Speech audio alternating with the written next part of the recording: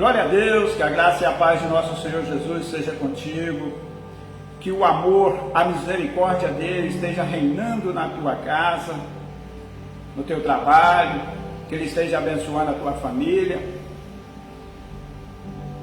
Eu estou aqui na casa de oração e eu venho deixar aqui uma palavra para você,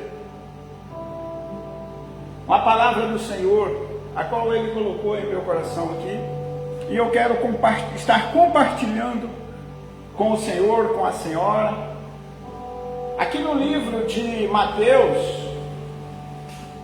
no capítulo 4, a partir do versículo 18, diz assim, o título diz, os primeiros discípulos, e diz assim, e Jesus, andando junto ao mar da Galileia, viu a dois irmãos, Simão chamado Pedro e André seu irmão, que lançavam as redes no mar, porque eram pescadores, e disse-lhe, vinde após mim, e eu vos farei pescadores de homens. E outra tradução está dizendo, eu farei de vós pescadores de almas. E olha o que aconteceu. Então eles deixaram logo as redes e seguiram-no. Quando eu comecei a estudar, assim como eu comecei a juntar as letras, a aprender a ler, eu comecei a ler a Bíblia. Eu tinha 9, 10 anos.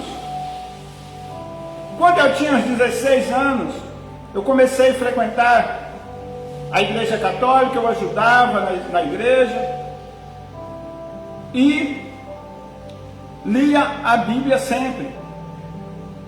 Com o passar do tempo, eu comecei a fazer visita nas igrejas evangélicas e eu via sempre, quando eu estava quase terminando os cultos, os pastores convidando as pessoas, ou chamando as pessoas, quem tem o desejo de aceitar Jesus? Tem alguém que tem o desejo de aceitar Jesus? Ficavam até insistindo sobre isso, e eu sempre me perguntando, mas por que aceitar Jesus?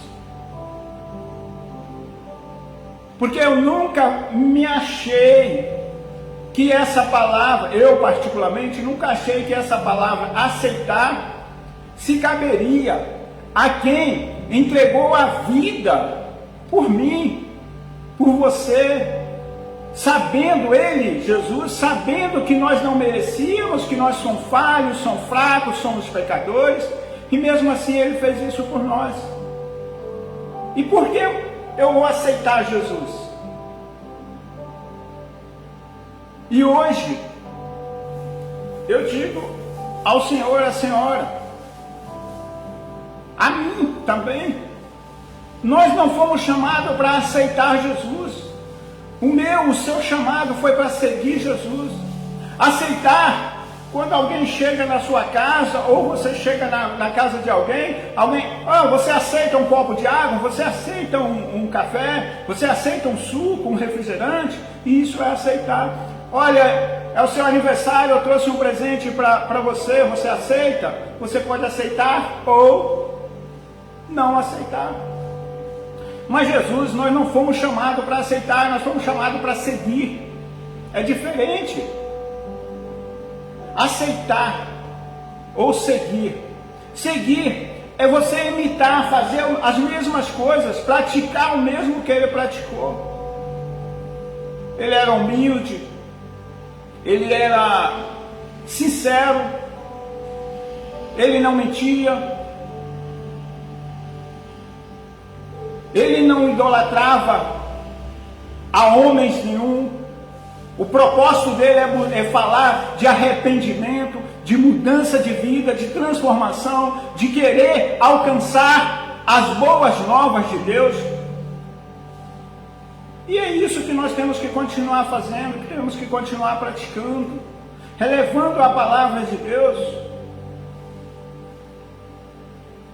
E mais para isso, para chegarmos a isso, nós temos que fazer duas coisas em nossas vidas. Uma, morrer a carne.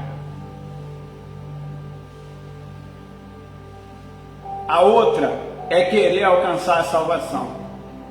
Porque as pregações que nós estamos vendo, os líderes religiosos que nós estamos vendo aí pregar, ensinar, eles estão ensinando de uma forma como se nós fôssemos ter uma vida eterna aqui na terra.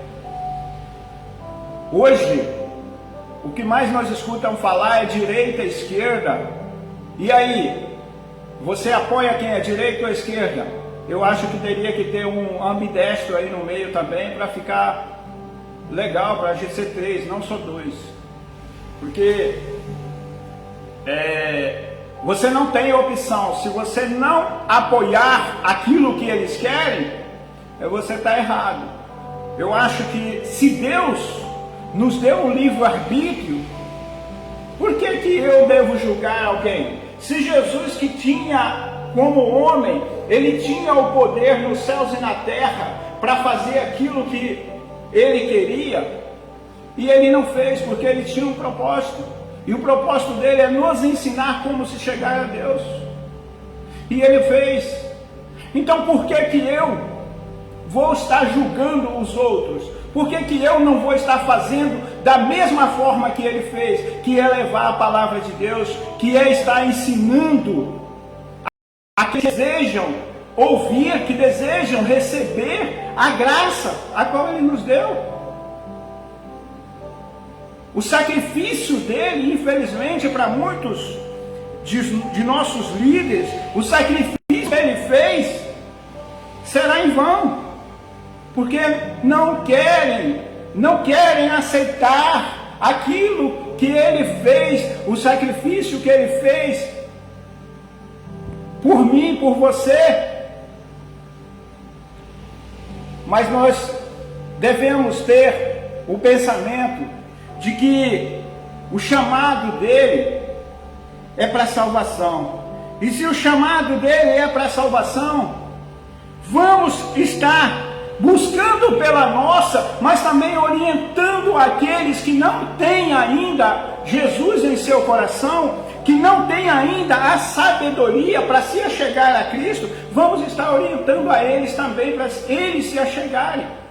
Porque a salvação, ela não é diretamente para mim, ou para outros que têm já estado no caminho dele, mas ela é principalmente para aqueles que ainda não conhecem o caminho dele, porque muitos dos que hoje estão nos caminhos dele, estão com os pés na presença dele e outros no mundo, e nós não devemos desviar nem para a direita nem para a esquerda, mas permanecer firme, permanecer com uma direção, com um propósito, que é salvar principalmente a minha alma, e depois daqueles que querem fazer o que eu estou fazendo, praticar o que eu estou praticando, que é seguir a Jesus. Amém?